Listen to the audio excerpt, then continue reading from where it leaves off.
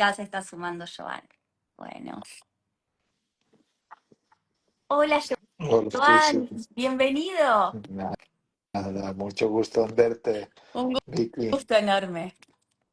Eh, Siempre, muchas veces que paso por Buenos Aires, tú me entrevistas en un programa tuyo también, en una radio, no sé cómo es, pero bueno, gracias también por este encuentro de hoy. Así es. Bueno, muchas gracias a vos por estar junto a todos nosotros.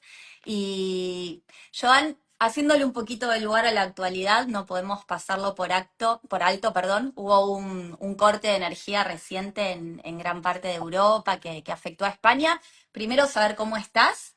Y segundo, si en este tiempo sin tanta conexión con el afuera has conectado con alguna reflexión que quieras compartir de lo que nos está tocando vivir como humanidad. Bueno, a ver, no es algo realmente dramático lo que sucedió porque duró muy poco tiempo. Ahora, el sentido de la agitación a veces es muy grande por parte de algunas personas. Entiendo que si uno estaba en un tren y se quedó parado en un túnel, esto puede ser angustioso, pero bueno, no ha pasado nada muy grave y para mí pues me pareció un poco como con la pandemia, que te entra como descanso, porque nada, aproveché para leer. eh, Estoy leyendo un autor que se llama Jack Kornfield, que tiene un libro que es Después del éxtasis, la colada, que está un poco en sintonía con lo que decías tú, que cuanto uno más avanza, en realidad, claro, los retos son mayores porque supuestamente uno se vuelve más capaz de abrazar el dolor, de sentarse sobre aquellas partes sombrías que también forman parte de uno para rescatarlas de la oscuridad y ponerlas también al servicio de la vida. Así que ganar conciencia, que está tan de moda, no se puede considerar intrínsecamente una fiesta, sino que a veces es una especie de vía crucis, ¿no? Pero nada, yendo a lo que me preguntabas de ayer, yo creo que se ha hecho mucho ruido y claro, fue extraño porque de repente todo se cae, tampoco funcionaban los teléfonos ni el wifi y entonces, pero bueno, a mí, mira, el día anterior, el domingo había estado viajando en tren desde Valencia, pero ayer me tocó un día tranquilo, así que di un paseo para ver cómo estaban las calles y bueno, había mucha más gente en la calle porque claro, los transportes metropolitanos, subterráneos no funcionaban, pero ya. Hoy vuelve a estar la vida como siempre. Bueno, muy bien, muy bien. Joan, me encantaría continuar esta entrevista hablando como primer tema de la humildad y de la arrogancia. Creo que mientras más desaprendo y aprendo nuevamente, la humildad se va haciendo más presente como esa llave que abre, no sé si todas las puertas, pero sí abre muchas, ¿no? Em, y bueno, sobre todo quienes nos dedicamos a acompañar personas, creo que es la materia obligatoria estar comprometidos con detectar esos rincones de arrogancia donde en algún lugar todavía creemos que la vida nos debe y entramos en reclamos y todas esas cosas que se ponen en juego y volver a la humildad. ¿Qué nos podés contar de la humildad? Primero, ¿qué es la humildad para vos y cómo trabajarla desde este compromiso de que sea una forma de vida, ¿no? De alguna manera. Bueno, a ver, eh, desde luego la humildad es un valor que es, que es como el, como lo que cura el orgullo. Y hace poco explicaba que vi un día un programa y había un periodista que había pasado por un cáncer de próstata bastante duro y entonces él decía que había dos tipos de personas en la vida, los agradecidos y los acreedores. Y los acreedores son aquellos que gritan yo y la vida no me trata suficientemente bien, no me da lo que merezco. eh, y los agradecidos son aquellos que han cultivado una cierta humildad y que entonces miran a la vida y agradecen lo que les da. Pero claro, a veces esta humildad, como en el caso de este hombre, que es un periodista, sobrevino como consecuencia de su proceso de enfermedad que le puso prácticamente frente al gran poder de la muerte. Y ante este gran poder de la muerte y el misterio extraño de la vida, es raro que uno siga considerándose muy orgulloso, muy grande, porque no queda otra que inclinarse, no queda otra que tocar la tierra, porque en definitiva donde vamos a parar es a la tierra. La tierra no será leve, la tierra nos acogerá, así que bueno, yo creo que la humildad tampoco es que uno se levante por la mañana y diga, bueno, puede decir voy a practicar la humildad. Y de hecho a algunos tipos de caracteres les viene muy bien. A otros tipos les viene bien decir yo valgo, yo soy, depende del carácter de cada quien, pero de todos modos en el camino de la vida, a partir de un cierto momento, pues, pues uno se da cuenta de que el yo o el ego no, no, no es digamos, no es el que tiene que conducir el vehículo, ¿no? Sino que el vehículo tiene su propio Tao, sus propias reglas, su propia autorregulación. Entonces uno se vuelve, sí, supongo que más humilde, ¿no? Cuando siente que la vida es mucho más grande, que uno forma parte de algo más grande. Yo creo que es liberador contactarse con la pequeñez también y que es muy cansado tener que estar defendiendo una imagen, una posición, un rol, una supuesta identidad. Por ejemplo, en este libro de Jack Kornfield que habla bueno, de maestros espirituales y habla también claro, de los pecados en el mundo espiritual y como algunos maestros quedan pegados a su rol y tienen que ejercer una función y entonces reprimen cuando están enojados, reprimen cuando están no sé qué, cuando están confusos, que forma parte de la realidad, ¿no? Y bueno, yo no sé, por lo menos me predico para mí y para quien me escucha también que el aliado principal que nos sostiene es la realidad tal y como es. Y a veces estamos enojados y a veces estamos alegres y todo es cambiante y todo se transforma y todo pasa.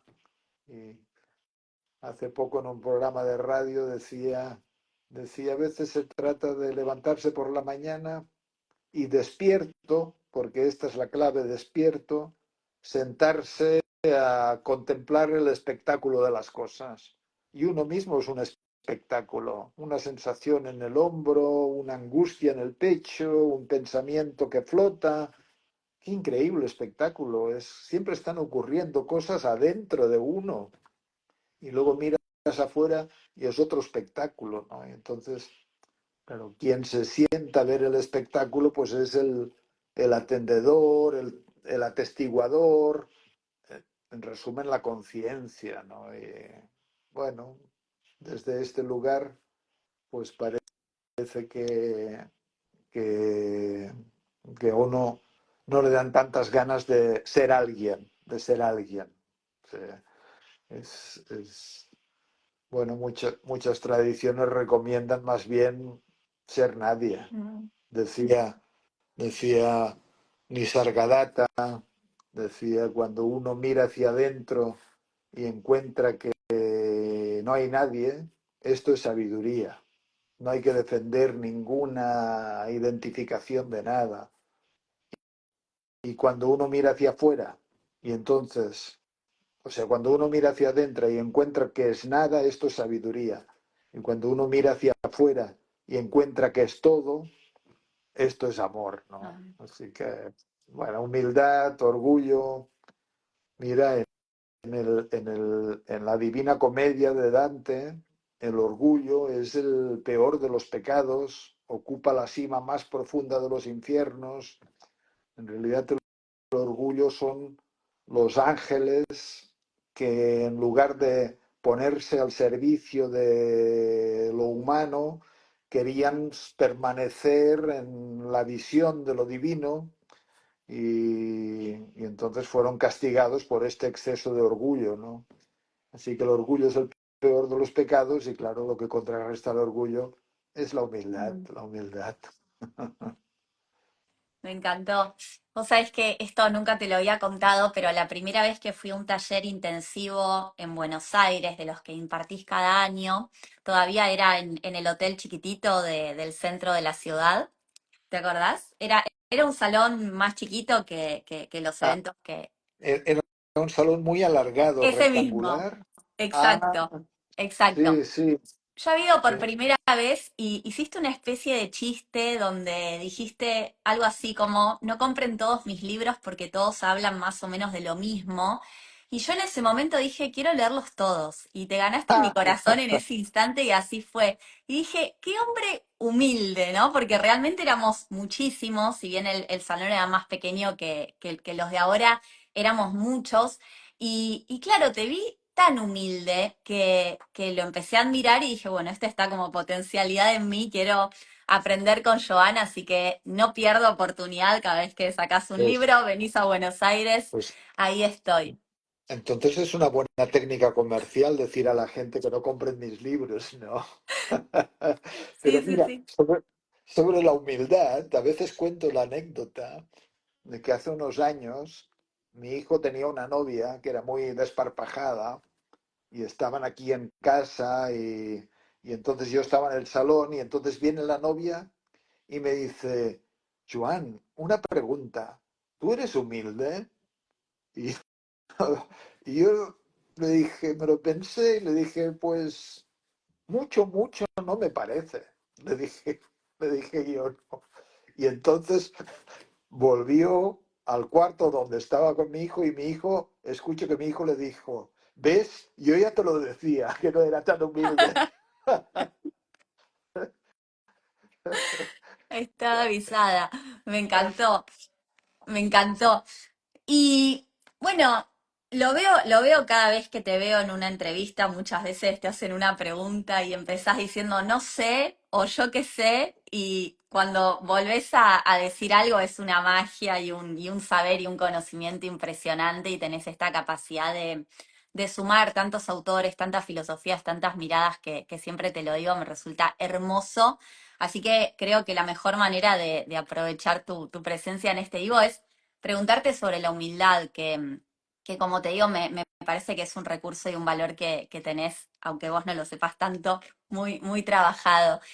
Entonces, si hablamos de humildad y de tomar nuestro lugar, ¿no? Ir tomando de a poquito, porque obviamente estamos en este camino escuela que es la vida y estamos aprendiendo y probablemente sea una materia que nos llevemos, ¿no? Para adelante y no acabemos de cursar, pero todo lo que podamos hacer sin dudas va a sumar. Si hablamos de tomar nuestro lugar en la vida, tenemos que hablar de, desde el abordaje sistémico, tomar nuestro lugar como hijos, ¿no? Porque eso es lo que va a hacer que tengamos la fuerza disponible a la hora de girarnos a nuestra vida para desarrollarnos en las diferentes áreas que nos tocan. Entonces, te quiero preguntar, ¿por qué es tan importante trabajar en el vínculo con mamá y papá y sobre todo darnos cuenta cuando nos escuchamos diciendo esto ya lo sané, yo ya tomé, yo ya tengo, yo ya soy, entender que esto es un camino y que cada paso es un punto de llegada, pero también un punto de partida? Bueno, padre y madre son el principio, o los representantes visibles del principio, ¿no? Porque luego están los invisibles, que son los padres de nuestros padres, los abuelos, en fin, todo un árbol genealógico que ha sido rico, que ha sido frondoso, que ha dado frutos, y nosotros somos el fruto de este árbol genealógico. Y padre y madre es como, ahí se cuece nuestro ser, se cuece nuestra actitud, se cuece nuestra manera de estar en el mundo, se cuece ya en el vientre de la madre, se cuece en la fecundación. De hecho, venimos un poquito cocidos por lo que ha pasado en el árbol genealógico. Entonces, claro, pero padre y madre son determinantes y cómo hemos vivido nuestra infancia, cómo ha sido el vínculo con el padre, cómo ha sido el vínculo y la relación con la madre, cómo ha sido el vínculo con los dos padres.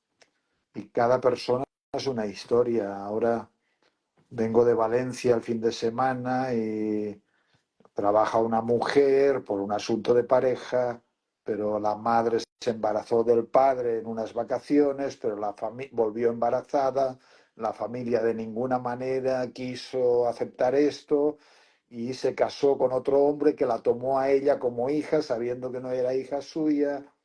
Entonces, bueno, ahí pues mira, hay un padre biológico al que no conoce, una madre, un padrastro, un padre de crianza, pero todo este es el magma o el crisol fundacional que empieza a crear las redes y un tejido de cómo la persona funcionará en la vida. En definitiva, los padres representan la vida, por eso es tan importante clarificar y ponerse en paz y soltar amarras y autodenunciarse las propias posiciones manipulativas que hacemos frente a los padres, transformar este lugar, generar la humildad suficiente para tomar lo que viene de los padres y implícito en esto al final hay un gran sí, que esto nos hace la vida más fácil en todas las áreas posibles, en la área de la pareja, en la área de la salud, en la área del trabajo, qué sé yo. Antes he visto algo que tú hablabas que me pareció muy bonito, que justamente hablaba un poquito de esto, ¿no? De la importancia cuando vamos a la pareja de no confundirla con una, no, con una parte parental, ¿no? Sino que ir a la pareja como diríamos, eh, rellenados de nuestros padres o en paz con nuestros padres para no empezar la guerra con nuestra pareja a la que acabamos confundiendo con una figura parental. Así que yo creo que esto es como muy importante, es el principio de los principios y nos asegura, es como una buena tierra para que el árbol que somos pues crezca sano y dé frutos y disfrute del sol y disfrute del agua y disfrute de la lluvia, que este es el objetivo en cierto modo de la vida, ¿no? Así que trabajar el árbol genealógico, los impactos que ha habido, familiares, sociales también. Cada vez que voy a Argentina, tomo más cuenta clara de cuán importante es el drama o la bendición, el trauma, todo junto, porque a veces trauma y bendición también van juntos de la migración. Casi todos los argentinos sois hijos de migraciones recientes. Recientes quiere decir los últimos 150 años. Y claro, ahí te encuentras, siempre es la gran pregunta, ¿qué les hizo migrar? Entonces hay gente que escapa de que quiere tener una vida mejor, o pasan hambre y buscan nuevos horizontes, o hay persecución, o hay asuntos de guerra, o hay asuntos políticos. Pero claro, cada migración no deja de ser un corte en el alma, un desgarro en el corazón que luego hay que integrar y asumir, pero es como si cuando cortas la rama de un árbol, el árbol en cierto modo padece, luego sí que sutura, se cura. Entonces, por ejemplo, en Argentina el árbol genealógico de la mayoría de los argentinos contiene en dos, tres, cuatro generaciones el impacto de una migración que supuso una ruptura, un desgaje, ¿no? Por un lado, esto significa que es el mundo de las personas audaces que tuvieron la audacia de sobrevivir y sois grandes buscadores, buscavidas, como se les llama a los argentinos a veces, pero al mismo tiempo es como a veces dan ganas como decir, tranquilos que estás en casa, tranquilo que estás en casa, no como, como, cómo reparar esta vivencia de este desgajo del árbol y que ahí donde hubo una amputación, en cierto modo, porque claro, se quedaron los hermanos, se quedaron los padres, se quedaron las parejas, se quedaron, qué sé yo, y con suerte quedaron bien y con menos suerte pues quedaron mal los progromos, las persecuciones. Entonces, bueno, claro, el árbol genealógico en el que de donde vienen nuestros padres es determinante también en cómo nuestros padres acaban siendo nuestros padres. Es, claro, yo lo he explicado en esto de que hay cosas que no han sido resueltas en el árbol familiar que luego generan dificultades en que los padres puedan tomar claramente su lugar como padres. Y entonces el hijo no satisface bien sus necesidades y se especializa en una posición, entre comillas, neurótica, entendiendo lo neurótico como la neuronormalidad, de que todos somos un poquito neuróticos en el sentido de que nos pasamos de víctimas o nos pasamos de perfeccionistas o nos pasamos de exigentes o nos pasamos de sufrientes o nos pasamos de orgullosos. Y claro, entonces yo creo que un trabajo terapéutico, en realidad lo que hacen la mayoría de trabajos terapéuticos, es a partir del síntoma, a partir de la puerta de entrada del sufrimiento, es tratar de sanear la casa y sanear la historia y sanear las vivencias dolorosas infantiles, y son dolorosas porque los padres no estaban en su lugar, porque no se conectaron bien, no porque no nos quisieran o porque sucedieron también historias traumáticas que tienen un peso también. Mira, es que yo me acuerdo de lo último que he vivido este fin de semana, claro. Trabaja una mujer que antes de que ella naciera, pues muere un hermano pequeñito, ¿no? Entonces, al cabo de un tiempo, se embaraza la madre y claro, y esperan un niño con esta esperanza de reemplazar al que se perdió, pero luego es una niña y entonces la madre como no se conecta con la niña, porque en realidad está conectada con el niñito que se murió. Entonces, claro, cada persona tiene una historia que es como un puzzle muy sutil, una alquimia de hechos y de circunstancias. Y esto es muy bonito porque hay la inmensa diversidad de seres humanos, cada uno con sus latidos, con sus vicisitudes, con sus preocupaciones. Pero claro, el gran reto es cómo nosotros nos curamos, entre comillas, y nos forjamos una vida que valga la pena, una vida con sentido, una vida en la que podamos estar en el lugar que nos corresponde en nuestros distintos sistemas, como amigo, como padre, como pareja, como hijo, qué sé yo, como abuelo, como tío, como director de empresa, como trabajador de un banco, yo qué sé. Porque en definitiva el mundo nos ofrece lugares. Algunos nos lo ofrece por el hecho de nacer, ¿no? Y por el hecho de tener hermanos. Y otros los vamos interpretando y los lugares a veces son cambiantes. A veces uno, qué sé yo, es profesor en una universidad, pero luego toma un curso de arqueología porque le interesa y ahí es alumno. Así que en un espacio tiene el lugar del profesor y en otro espacio tiene el lugar del alumno. Como así funciona la vida. Pero bueno, este año, por ejemplo, el noviembre, que el taller que voy a dar en Buenos Aires será una especie de especialización.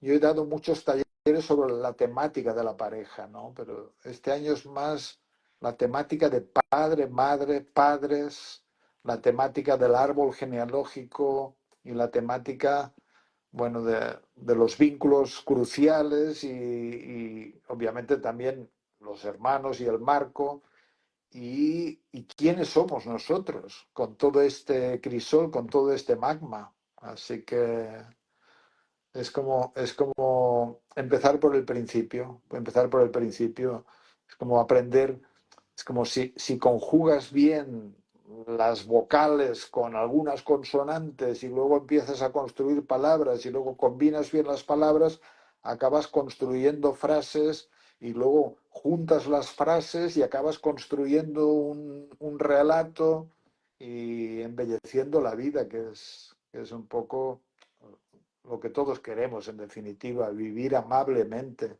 vivir cordialmente. Amablemente viene de amor y cordialmente viene del corazón, vivir con corazón. O sea, que nos, que nos dirija la sabiduría de nuestro corazón, ¿no? Eh, y ahí, bueno, mira, en casi todas las constelaciones también es raro que yo haga alguna constelación. Hay de todo, ¿no? Depende. Pero es raro que no haya que poner al padre y a la madre. Mm, Es raro que no haya que poner al padre y a la madre, porque ahí se coció el ladrillo, ¿no? Como si dijéramos, ahí se coció el asunto. No, claro, hay que comprender qué pasaba con la madre, qué pasaba con el padre, tantas cosas. Pero, en fin, pues esta matriz es crucial. Y de hecho, bueno, yo en mis libros, pues bueno, parejas, pero he tocado el tema de los padres en el libro de dónde están las monedas y la importancia de tomar las monedas y la importancia de diferenciarse de los padres también, la importancia de buscar una deslealtad dichosa, una deslealtad no en un sentido negativo, sino en un sentido positivo. Y bueno, y al final padre y madre son compañías para toda la vida, para bien o para mal, depende del lugar desde donde los miramos y desde donde lo hemos integrado, ¿no? Y cuando digo para toda la vida, pues claro, yo por ejemplo, pues ya no tengo padres vivos. ujú. Ya, mi madre falleció hace un par de años, pero es impresionante la presencia de los padres como incluso cuando faltan, ¿no? Como están ahí y están ahí mm, con, con- como si siguieran siendo estos enseñantes, ¿no? Estos maestros. Y claro, importa mucho dónde están dentro de uno, dónde están dentro de uno, qué forma, qué espacio ocupan dentro de uno, ¿no? Sentimos gratitud, sentimos amor, sentimos respeto, sentimos dolor también, pero es un dolor aceptado, asumido por las heridas que nos tocó vivir. Hemos podido poner bálsamo a veces a traumas muy difíciles, claro, a veces hay padres y madres con los cuales los hijos han sufrido mucho, han sido violentados, o el gran dilema también, ¿no? Como el niño necesita tanto la pertenencia, el amor, cuánto a veces se traiciona a sí mismo para ser más aceptado, en lugar de respetar sus propias predisposiciones, sus propias tendencias, su propia verdad y autenticidad, ¿no? Gabor Maté, que ahora está muy famoso, muy en el candelero y dice cosas con mucho sentido, pues él, en realidad, muchos autores vienen a decir cosas parecidas con lenguajes distintos, ¿no? Pero él opone, pues esto, la autenticidad y hay la necesidad de amor o de apego y hay la necesidad de respetarse a uno mismo y de la propia autenticidad. Y claro, muchas veces el niño aprende a traicionar su propia autenticidad y adopta un rol para pertenecer mejor, para adaptarse mejor, para sufrir menos. Luego, claro, nos encontramos en terapia y bueno, ahí vienen y bueno, claro, que me acostumbré a no sentir, me acostumbré a que me resbalaran las cosas o me acostumbré a ponerme lejos o me acostumbré a ser un reclamador. Como empezábamos esta charla, pues a sentirme un acreedor, uno que acaba diciéndole a la vida y a los padres como explico en el libro de las monedas, que no fue de la manera adecuada, ¿no? Y claro que no fue adecuado porque podría haber sido más amable, pero es de la manera adecuada porque ha sido de esta manera. Entonces no podemos cambiar lo que ha sido, pero podemos cambiar nuestra manera de vivir y enfrentar lo que ha sido. Mm, Decía Milton Erickson de que nunca es tarde para tener una infancia feliz. Y yo creo que es cierto. Es decir, que la infelicidad la labramos y la cincelamos cada día. Y a veces lo más triste, y lo vemos también en el trabajo terapéutico, es de que a nuestras heridas infantiles con los padres, por lealtad a los padres, les regalamos el sufrimiento de nuestra vida, ¿no? Es como si dijéramos, porque me hirieron y me hicieron sentir que no tenía valor, pues ahora me comporto en la vida dándoles la razón y no me doy valor y me meto en situaciones que confirman que no tengo valor. O soy una víctima y me meto en situaciones donde me van a maltratar, etcétera, etcétera, ¿no? Así que, bueno, es, es, es radicalmente necesario trabajar las raíces. Es radicalmente necesario trabajar las raíces y, y hacer un clic en la dirección de abrirse con mucha fuerza a la vida, porque lo que alegra al corazón es abrirse a la vida, hacer lo que uno desea hacer, abrir el corazón, tener amigos, tener amor, qué sé yo, cuidar de algo, disfrutar de lo que nos mueve, qué sé yo. Sin mucho más, hay gente que le mueve tocar la guitarra, hay gente que le mueve, qué sé yo, hurgar en aparatos electrónicos, hay gente que le mueve cocinar, hay gente que le mueve hacer poco, hay gente que le mueve, no sé, plantar árboles, así es, no sé. A así mí, es. me- a Sócrates a veces le gustaba mucho ir al mercado y entonces sus discípulos le decían, pero ¿por qué te gusta tanto ir al mercado? Y Sócrates decía, porque eh, me gusta ver la cantidad de cosas que no necesito para ser feliz. Y a mí me pasa un poco lo Lo mismo. mismo. A mí me pasa un poco lo mismo. No, que tengo una cierta tendencia a la frugalidad, ¿no? Entonces, a veces hay tantos objetos en el mundo y en los mercados y aquí y allá yo pienso, pero esto le interesa a alguien, esto alguien lo necesita o alguien lo quiere, ¿no? Pienso, qué bien, porque en esta tienda tienen que ganarse la vida, pero y de mí no se la van a ganar porque a mí no me interesa nada. Pero entonces como hay gente para todo, ¿no? Y tendencias tan distintas, afortunadamente. Y a unos les apasionan las matemáticas y a otros, qué sé yo, no saben calcular un porcentaje, pero saben bailar. Así es, así es. Recién te escuchaba y pensaba qué importante es volver a conocernos en la adultez, ¿no? Volver a pensarnos, volver a hacernos las preguntas, volver a mirar o mirar por primera vez hacia adentro, porque en la infancia, como decís, muchas veces el mecanismo es el de supervivencia, ¿no? El que podemos, y en la adultez muchos tenemos la bendición de poder dedicar el tiempo, la energía a elegir cómo vivir, ¿no? Y salir del automático y de los pasos que, como bien decís, se vienen dando en los sistemas a los que pertenecemos, sistema humanidad, el país, el sistema familiar, porque sabemos que nuestra historia no comenzó con nosotros, somos la continuación de pasos de los que llegaron antes y también somos ancestros, ¿no? Hay otros que van a suceder nuestros pasos, así que eso me parece una responsabilidad enorme también. Sí. Mira, esto es muy bonito, ¿eh? De- En noviembre también voy a estar en Brasil, voy a dar un taller en Sao Paulo sobre salud y otro en Porto Alegre.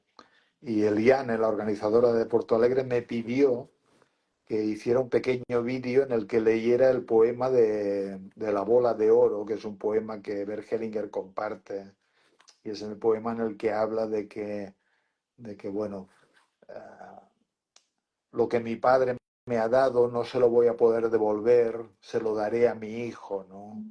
Y esta bola de oro la vamos transmitiendo y aquello que le correspondería al padre, pues al final va a parar al hijo, ¿no? Y a mí me parece muy interesante la idea de vivir también como para los que vienen, para lo que está por venir, de vivir orientados al futuro. Y iba a decir algo que se me ha ido, como... sí, sí, iba a decir que Irving Yalom, un autor, un gran psicoterapeuta, incluso decía, tiene un libro sobre la muerte, y decía que hay gente que muere mejor cuando se da cuenta de que su forma de morir también es un ejemplo y un modelo para los que se quedan, ¿no? Es como, es esta idea de que, de dejar a los que vienen, de dejar a los que vienen un buen legado que les sostenga, que les impulse, que les anime. Pero como tú decías, y has utilizado la palabra despertar, claro, en la vida, en realidad la mayoría de la gente cuando tiene 18 20 años y ya empieza a sentirse como ha salido de la contradependencia adolescente, y empieza a sentirse ya un poco, saca a la cabeza su independencia, su autonomía, empieza a pensar a los padres porque toma un poco de perspectiva y a pensarse a sí mismo porque también toma un poco de perspectiva. Entonces empieza el proceso de decir, bueno, a ver, ¿de dónde vengo? ¿Qué ha pasado? Y hay gente que lo hace más y hay gente que lo hace menos y hay gente que sigue viviendo en automático hasta que la vida le da un golpe y le hace caer del caballo, como a San Pablo, ¿no? Y entonces uno se cae del caballo y entonces ahí se queda desestructurado, se queda lastimado, se queda partido. Esto puede tomar la forma de una separación, de una decepción amorosa, de un embarazo no deseado, de un aborto inesperado, de, qué sé yo, de un despido laboral, de una frustración de la muerte imprevista del padre o de la madre, y entonces uno queda como bueno, pues mucha gente empieza el camino porque se ha sentido avasallado pues, bueno, por una enfermedad, por un trastorno de ansiedad, por una gran angustia, porque se deprime. Y entonces, pues bueno, no queda otra que ponerse a mirar. Y hay un psiquiatra que tiene mucho predicamento en las redes aquí en España, que es muy radical, y dice, claro, lo que dice toda la gente que lleva mucho tiempo acompañando personas. Dice como que los problemas de la serotonina o no sé qué, que todo esto son tonterías, que lo que hay en el fondo son problemas de la vida, problemas de las relaciones, problemas de los vínculos, problemas del amor, problemas del dolor, problemas reales de la existencia, que luego el cuerpo los gestiona, pues generando ansiedad o generando no sé qué, o generando una depresión, o generando una psicosis, o generando las rarezas en la relación con uno mismo, porque no olvidemos que el trabajo es ponerse en paz con los padres y ponerse en paz con uno mismo, y ponerse en paz con uno mismo, y uno es un continente, decía Walt Whitman, el poeta, decía, bueno, soy enorme, contengo multitudes. Y claro, contenemos multitudes de paisajes internos y algunos son muy bonitos y otros son difíciles. Y uno siente la envidia y bueno, pues también soy envidioso. Este rato he sentido la envidia y qué bien que la puedo sentir y manejar para que no me gobierne. Y ahora siento la tristeza y me entrego a la tristeza, pero qué bien que puedo sentir la tristeza para que no me gobierne la depresión o el enojo. Puedo vivirlo de manera tal que no se enquiste y mi energía se caiga, ¿no? Entonces, bueno, pues hay que sumergirse a veces en las cavernas que no nos gustan, pero que forman parte de nosotros porque, porque esto nos permite manejarlas y adueñarse de nosotros mismos. Yo creo que el proceso en la vida, en cierto modo, no solo es de crecimiento, la metáfora de crecimiento a veces tiene el peligro de generar gigantismo, sino es un proceso de completud, de completarnos, de hacernos más completos, de que no haya ni un gramo de nosotros que no sintamos que es verdaderamente nuestro, que no quede expulsado de nuestro reconocimiento, ¿no? O sea que esta cosa de la inclusión, que es un poco el grial del abordaje de las constelaciones y Everhellinger, y también es el grial de los abordajes humanistas, es crucial, ¿no? Inclusión, inclusión de todo lo que soy, inclusión, inclusión de todo lo que ha sido, de todos los que somos, bueno, nada. Y en esta dirección trabajamos. Así es. Y lo más bonito de la filosofía sistémica y por supuesto de los talleres que vos brindás es que nos abraza a todos. Acá nadie queda excluido o afuera de la posibilidad de hacer este trabajo, porque no se trata de cómo fue nuestra historia, no se trata de los padres que tenemos o que tuvimos, de lo que pasó, de lo que dejó de pasar. Se trata, como decías antes, de el lugar que cada hecho de nuestra vida tiene adentro nuestro, en nuestro corazón.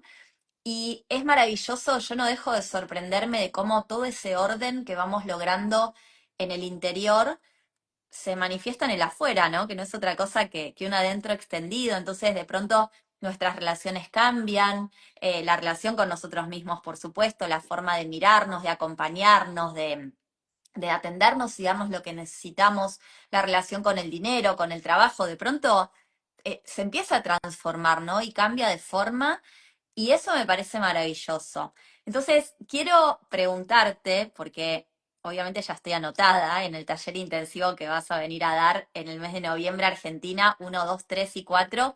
Y te confieso que el entusiasmo que venía teniendo desde que me anoté se está transformando en ansiedad. Ya quiero que llegue la fecha.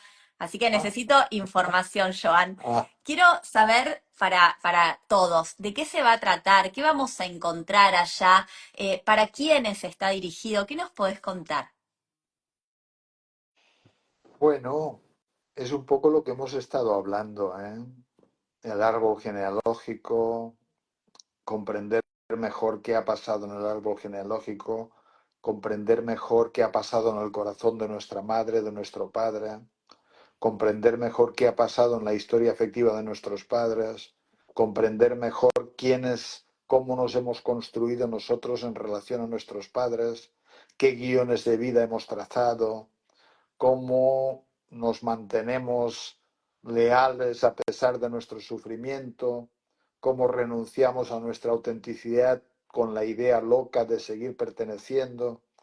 Así que todo el taller irá pivotando en la dirección de reordenar en nuestro cuerpo y en nuestro interior este paisaje crucial que son nuestras raíces y nuestros vínculos importantes, y esto lo haremos, pues habrá espacio para donde yo voy a hacer constelaciones y habrá espacio donde haremos ejercicios y trabajos donde todo el mundo pueda encontrarse con la madre, con el padre, con los padres, pueda encontrarse con aquellos lugares del sistema familiar que necesitan ser revisitados, honrados, rezados, llorados, reparados. Decía, decía García Lorca, el poeta, decía, hay cosas que no se pueden solucionar porque hay voces encerradas dentro de los muros que nadie escucha. Entonces, claro, estas voces, estos secretos, es como poner un saneamiento en el paisaje de nuestros vínculos. Esto es lo que haremos. esta es lo que la propuesta que me hizo Vero. Y es cierto que yo siempre hago los 4 días de trabajo de parejas, pero ¿por qué no 4 días de trabajo con las figuras parentales, con el árbol genealógico, que es tan crucial, es como, como la base del edificio, ¿no? Entonces me pareció que sí, que adelante. Y luego, claro, bailan en mi cabeza y en mi cuerpo muchas ideas de cómo orientarlo, pero bueno, irá tomando cuerpo y yo siempre me mantengo en un porcentaje de fluir con el momento también y con el grupo. No me gusta tener programas absolutamente rígidos, milimetrados, porque entonces me siento como en una camisa estrecha y también impide mi propia creatividad y fluir con lo que el momento requiere y necesita, ¿no? Pero si, por ejemplo, el intensivo que hago de parejas es como una forma de hacer crecer dentro de uno el lugar para ser pareja en la dirección que cada uno necesita, pues esto sería un taller orientado a sanear, como dice el libro de las monedas, eh, sanar el vínculo entre hijos y padres, ¿no? Y quedarse en paz, y quedarse en paz. Y, y, y hay una paz que viene de que sentimos lo amoroso y la gratitud, y hay una paz que viene de que a veces no sentimos tanto la emoción amorosa ni grata porque hay muchos resentimientos, pero sentimos que asumimos, que asentimos, que aceptamos y que esto viene más desde un yo espiritual a veces también, ¿no? Que hay que despertarlo, porque a veces el yo personal no quiere dar el brazo a torcer de ninguna manera. A mí me da mucha pena cuando es el yo, el yo, el yo y todo enredado en el yo y a veces uno no se da cuenta de que está como el pálpito divino o el pálpito del ser o del espíritu, como decía Hellinger, pues ahí aguardando que seamos menos tontos. No sé. Entonces, pues a veces hay que dar el brazo a torcer y a sentir con humildad, desde la reverencia, desde la inclinación, no como ejercicio deportivo. No nos inclinamos deportivamente porque esto es bueno para la musculatura, no. Lo hacemos como una forma de trabajo interior para abrir el corazón a las cosas y a los padres tal y como fueron. Mal nos pese, mal nos pese, ¿no? Esto es lo Totalmente. que, esto es lo que viviremos de alguna manera, ¿no? Bien. Yo confío que será bueno para todos, que habrá semillas para todos y yo tengo un convencimiento pleno de que si uno estructura dentro de su cuerpo una vivencia buena de sus orígenes, de sus padres, la vida seguirá siendo problemática y maravillosa. Pero es que los problemas de la vida no, es decir, conviene que nos pillen bien equipados, porque entonces siguen siendo problemas, pero más que problemas parecen como retos, desafíos, qué sé yo, recibir un hijo, bueno, pues, o enfrentar un duelo o una pérdida. Ya sabemos que la vida duele, pero la vida duele, pero no se convierte en sufrimiento si nos pilla en casa, si nos pilla en casa, ¿no? Entonces, una metáfora sería de, de, de llegar a casa, de llegar a casa. Ay, me Algo encantó. así, Me algo encantó. así. Que la vida nos vaya encontrando con la valijita de herramientas lo más surtida y completa posible, ¿no? Porque nunca sabemos qué va a tocar. Y, y claro, en este sentido te escuchaba y pensaba, pareciera ser que en nuestra humanidad está todo dado para que no lleguemos a esa paz, viéndola como el estado de conciencia del que hablas, y que al final todos anhelamos y todos queremos.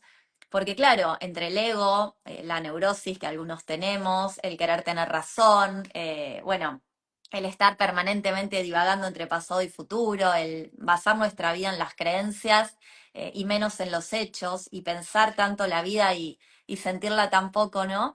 Qué importante es encontrar estos espacios donde conectamos con nuestro lado espiritual, con nuestro lado más esencial, para también complementar y tener recursos que nos sacan de nuestro pequeño yo y nos conecta con esta otra posibilidad, ¿no? Claro.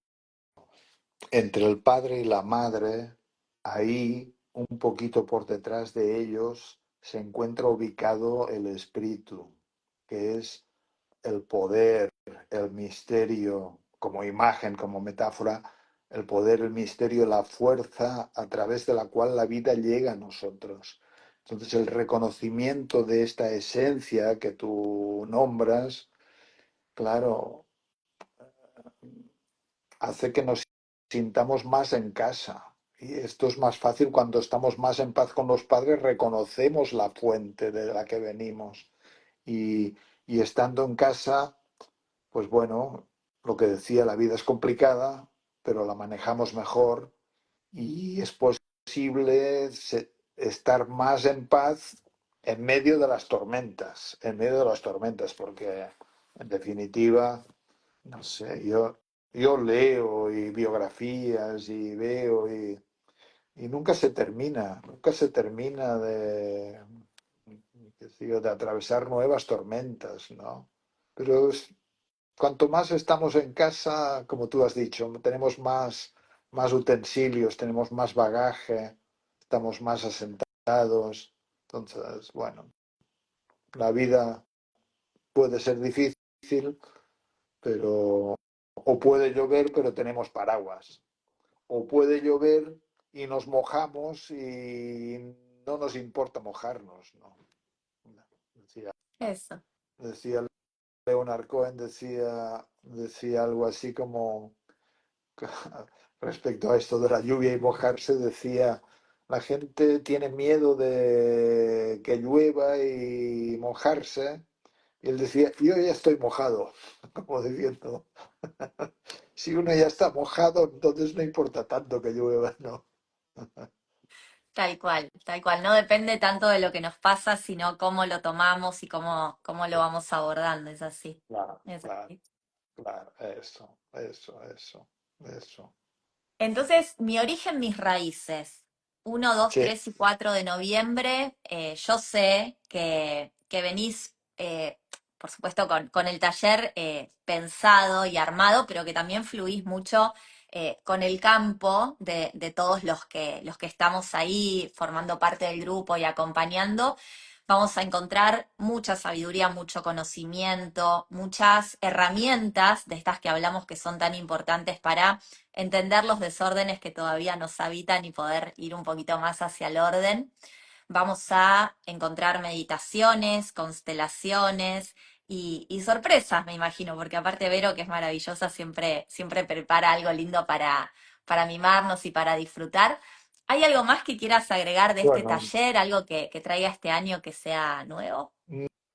no, bueno, no, en todo caso, no, yo tengo mi estilo y mi manera y en realidad las cosas las voy creando cuando me encuentro con ellas, ¿no? No, es como que yo tengo un bagaje como gestaltista y como humanista y como experiencialista, entonces seguramente viviremos cosas que no son estrictamente constelaciones, aunque claro que haremos constelaciones, ¿no?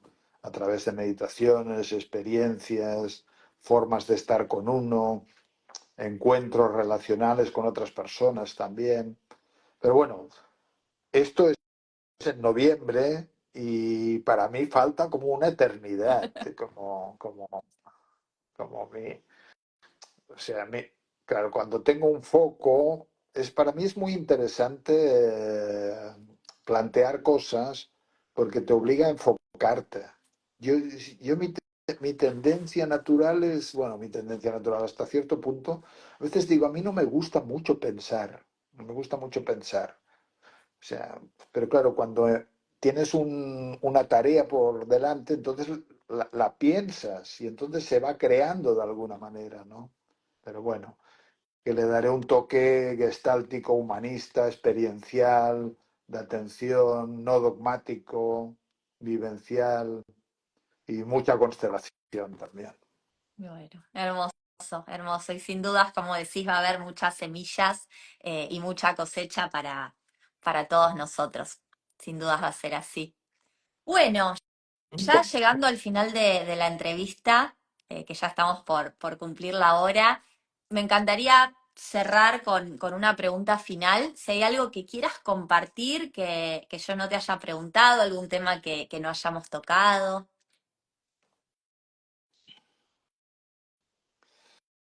Mira, no, ahora lo primero que agregar algo también de que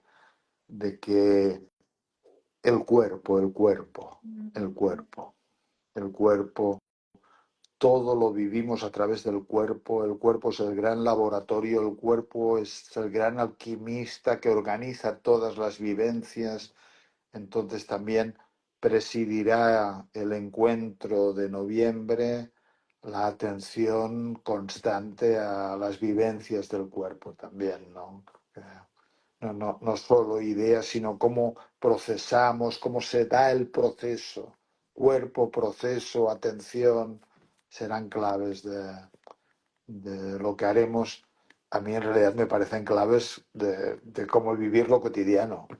Atención, proceso, cuerpo, porque es el cuerpo, es como es que vivimos en el cuerpo. eh, y en el cuerpo sucede todo. Entonces, es como a veces padecemos ignorancia de nuestras vivencias corporales. Y ahí están, y hay muchos espacios esperando ser descubiertos, esperando, otros esperando ser liberados también. Emociones, sentimientos. Esto. Clave, en la era de la información, donde todos tenemos tanta data, dejarla en el mundo de las ideas, en el archivo, no tiene ningún sentido si no la podemos bajar al cuerpo y ponerla al servicio de cada día. Y me encanta esto, que sea bien integral, ¿no? Mente, cuerpo y alma, vamos a trabajar con todo al servicio de la sanación. Bueno, hermoso. Joan, gracias. Lo que disfruté este encuentro, como todos nuestros encuentros, es más un sentir el que te mando más que ponerlo en palabras. Si se quedaron con ganas de seguir conversando, como contaba Joan al inicio, compartimos 2 entrevistas para el podcast El Camino de la Mariposa, así que están a disposición para quien quiera escucharlas, son muy hermosas.